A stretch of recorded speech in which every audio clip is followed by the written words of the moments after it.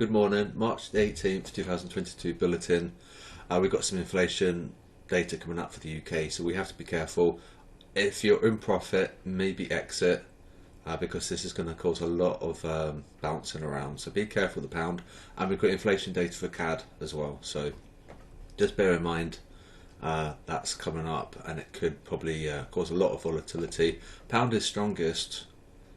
CAD is weakest, and the dollar is also creeping higher, like how we said it would, because they rotate, and dollar is gravitating up, and it's going to join the yen, and that's going to help with the risk on idea. VIX was really crashed yesterday. It fell 5%. So yeah, I think if we carry on like this, tomorrow will be risk on, so we'll be green. Okay, so bear that in mind. Be careful with the pound today, and the CAD as well. Pound strongest on the half an hour and hourly and H4.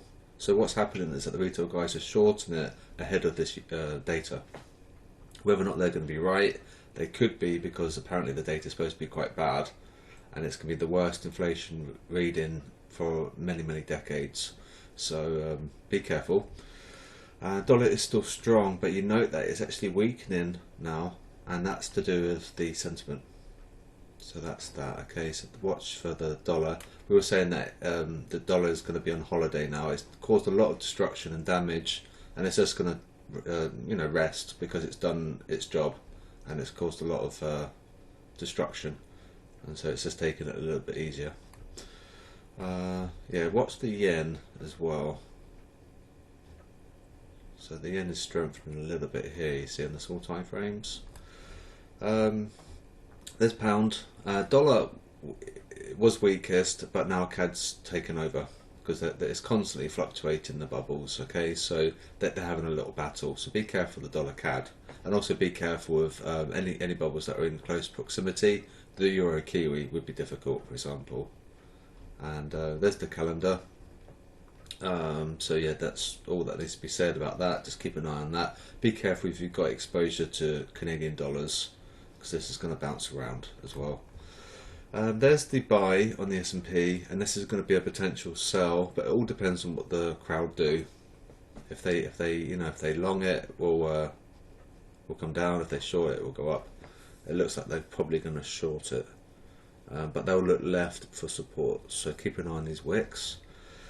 Yeah, I mean that's pretty obvious how it works, right? So there's the buy here, right? You see, it's really obvious what happens. So hopefully we'll cross into green, and it's going to be less choppy. And then unfortunately these guys are going to get absolutely screwed and destroyed. But that's just trading. You've got to be on the right side of the trade, and it's very difficult. So there's gold being a sell because they went long against the 21 moving average. So they held on despite we had a big sell-off on that wick, on that candle. We continued lower. I mean, we had like 5 bearish candles here, and yet they went long. They're looking left at supports. That's the thing. So keep an eye on these this price action here. Cross yen US 500 correlation is out of whack. It's really out of bonk. Pound yen is our best bet at 76% probability. Dollar yen is just doing its own thing, but it's very low probability. So don't look for AJ for clues for direction.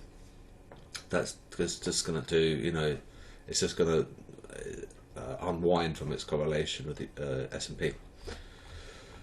Fairly risk off, but you know that China and Japan are trying to recover some strength, so we're not that negative, to be honest with you. We've seen that a lot worse, haven't we? Oil is the greatest buy. They shorted it. This is compared to last week, and dollar CAD is the greatest sell.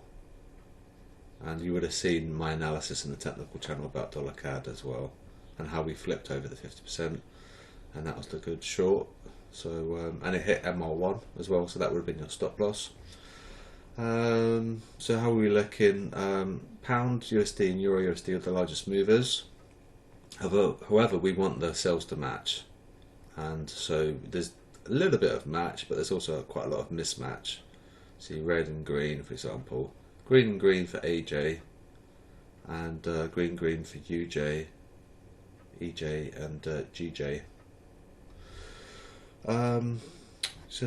That's that. There's the Aussie USD stop loss cluster sticking out like a sore thumb. It's above, so I think probably likely 70-80. Just remember 70-80, it's easy to remember. 4.24 in size. Signals were okay yesterday. It wasn't bad. 28 pips. EJ did appear as we went into the power speech, and then it closed, resulting in a 13 pip loss. Then it opened up again, and it got us 24 pips at the close. So we got 28 in total. AU was a trade recommendation from me. It wasn't a signal from the algorithm. It's just something that I generated personally, and we could have probably have held it, but you know, we had this PAL speech, so we just took a little bit of profit, and it's not bad. Quite happy. So just trade safely, and you know about the calendar as well, so you should be okay. Be careful with the pound, and good luck and trade safely. And let me know if I can help as well, because I won't mind. And I've got a lot of free time during the day, so if you need me to help you, just tell me, and I'll speak to you soon.